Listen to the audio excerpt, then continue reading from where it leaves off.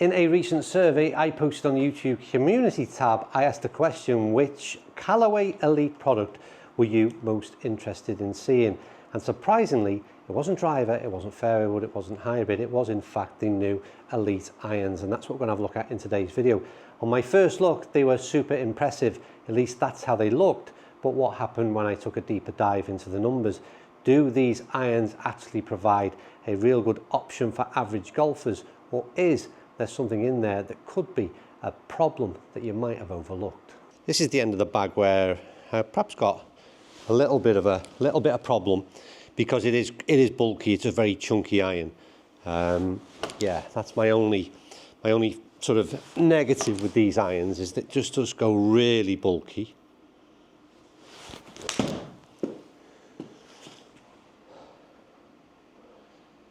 Yeah. So straight away, I'd be interested to see what the numbers do. Oh, we just come up a little bit short. I put 120 in as the target. You can see very much a 3/4 swing there. Did a 109 carry, 6/7 spin. Other interesting bits, I need to change some of that, really, that data. So back to that data there, I've just switched stuff up. That we're interested in high launching ball, which we're expecting from these irons, even in the wedges. Land angle 50 degrees. Low point was actually more for my benefit than yours. So yeah, it's doing okay. I'm going to hit some balls with this and see what we do in terms of averages. The big deal, the one positive I would take in from my initial thoughts on trying these irons was just a bit of a pull left, just how good they feel, because that's the, I say a bit of a pull left, a lot of pull left. It was,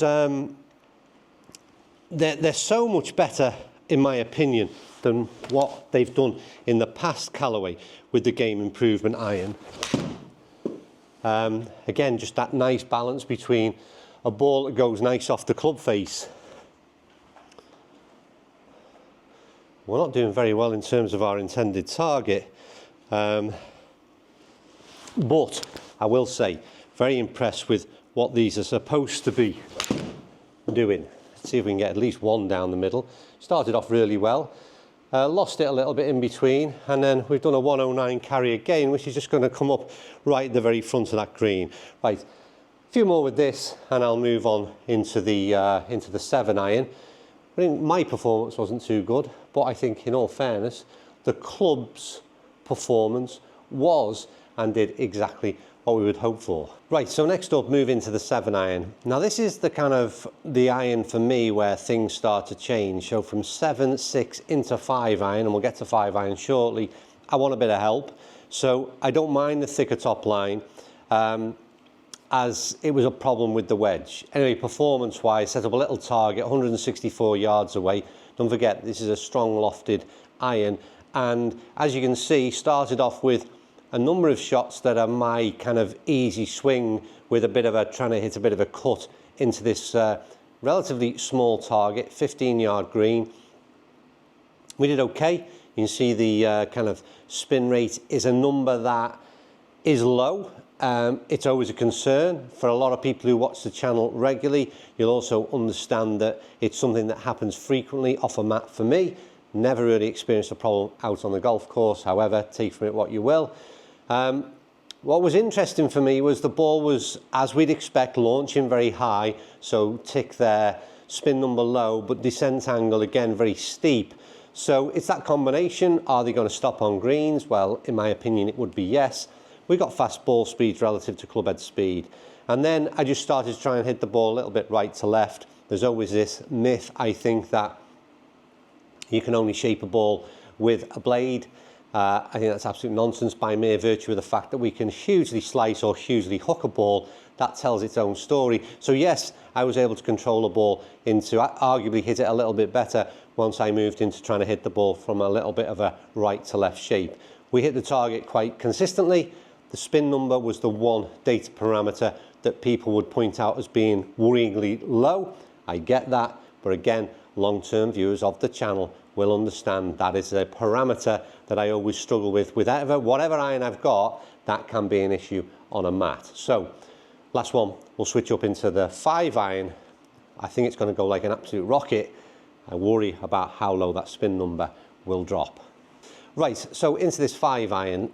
Again, The mass I want to see that addressed because I want to feel like I've got some help down at the ball. Started off, I think we got to shot 3 where if there had been a flag and a hole in the middle of that, we might have even got a hole in 1. How it got there though in terms of data is very much debatable, and that's again what we were concerned about. You'll see consistently, and we'll get to it a bit more at the end, is that spin number is an issue.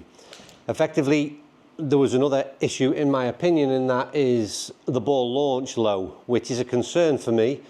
And I always get confused because these irons are designed to appeal to those with slower club head speeds, and yet the lofts are jacked, so to speak, which then has a negative impact on launch. So I don't think we got a ball that launches above 18 degrees. Maybe the first one did. So for me, that's a low ball flight with a 5 iron. Then you combine that with that spin number that I referred to, and you'll see that there's an issue. Now, I wouldn't say I'm swinging the club great today, so there is help there in terms of ball speeds is the biggest bonus I would say, or suggest that I've seen from this club, because every shot that I hit pretty much got to flag high, not necessarily hit the green, but was in and around the area. So ball speeds are definitely within this club face, but let's just go through those spin rates now, and you'll see if you concentrate on 2 parameters, spin and launch, what you'll see is both of them are incredibly low.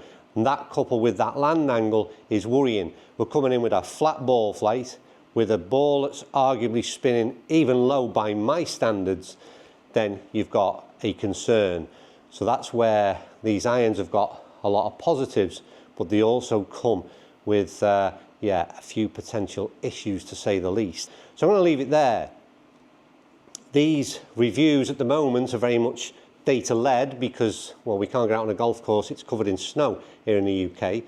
But I think data, you know, it does tell a tale, and I think it's important, as I always say, that you as a golfer gets custom fit. If you don't, you pick these up off the shelf and they could have a detrimental impact on your game. They look fantastic, and in many parameters they're fast as hell, but you've compromises to make. So before you make any purchase of near £1,000 on a set of irons, make sure you get custom fit and make sure you consider all those parameters that suit your game before you part with that money. Right, as ever, thank you for watching. Let me know what you think of that performance. In some ways, a bit of a surprise and a bit disappointing in some areas as well, but let me know what you think. Comments down below. I'll see you soon.